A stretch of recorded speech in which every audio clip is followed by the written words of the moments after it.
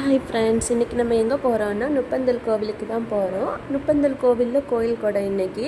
அதில் மார்னிங் தான் சரி ஓகே போகலாம் அப்படின்னு சொல்லி பிளான் பண்ணியிருந்தோம். நானும் அம்மாவும் தான் போகிறோம். நான் ஃபஸ்ட்டு இங்கே களியக்காவல்லேருந்து பஸ்ஸில் தான் போகிறேன். அப்புறம் அம்மாவும் நாகர்கோவில் வந்துடுவாங்க.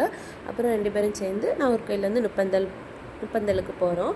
அப்புறம் நான் பஸ் ஏறிட்டேன். பஸ் ஏறி போயிட்டுருக்கேன். போயிட்டுருக்கும்போதே அம்மா கால் பண்ணிட்டாங்க, நேரமாகுதுன்னு. இருந்தாலும் நான் கொஞ்சம் லேட் ஆகிட்டேன். அப்புறம் சரி ஓகேன்னு போயிட்டு அப்புறம் நாகர்கோவிலேருந்து பஸ் ஏறி நுப்பந்தல் போயிட்டோம். போகும்போதே நல்லா க்ரௌடாக தான் இருந்துச்சு. சரி ஓகே, ஃபஸ்ட்டு அக்கா கோயிலில் சாமி கும்பிட்றலாம் அப்படின்னு சொல்லிட்டு அக்கா தங்கச்சின்னு 2 கோவில் உண்டு. ஃபஸ்ட்டு அக்கா கோயிலில் போய் சாமி கும்பிட்டோம். 4 ஹவரில் ஃப்ரெண்டில் என்ட்ரன்ஸ்லேயே வில்லுப்பாட்டெலாம் வச்சுட்டாங்க. தனி கொடையாக தான் கொடுத்துருக்காங்க.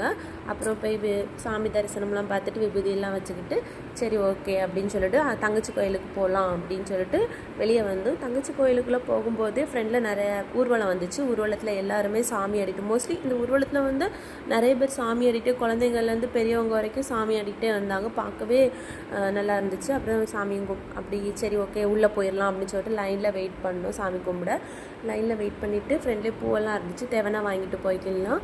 அப்புறம் அங்கேயும் அதே மாதிரி தான் சாமியெல்லாம் ஆடிட்டு இருந்து அக்கா கோவில்லையுமே. அப்புறம் சாமியெல்லாம் கும்பிட்டுட்டு நல்லா பசிச்சிச்சு.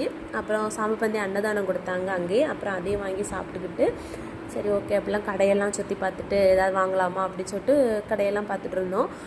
நுப்பந்தல் கோவில்னாலே கொய்யாக்கா தான் ஃபேமஸ். அப்புறம் கொய்யாக்காவும் வாங்கி சாப்பிட்டுக்கிட்டு பக்கத்தில் இன்னொரு கோவில்லையும் கூட அந்த கோவில்லையும் போய் பார்த்தோம். அங்கே நைட்டு தீக்குளிப்பு அப்படி சொல்லுவாங்களே, பூ மிதித்தல் அது உண்டுன்னு சொன்னாங்க.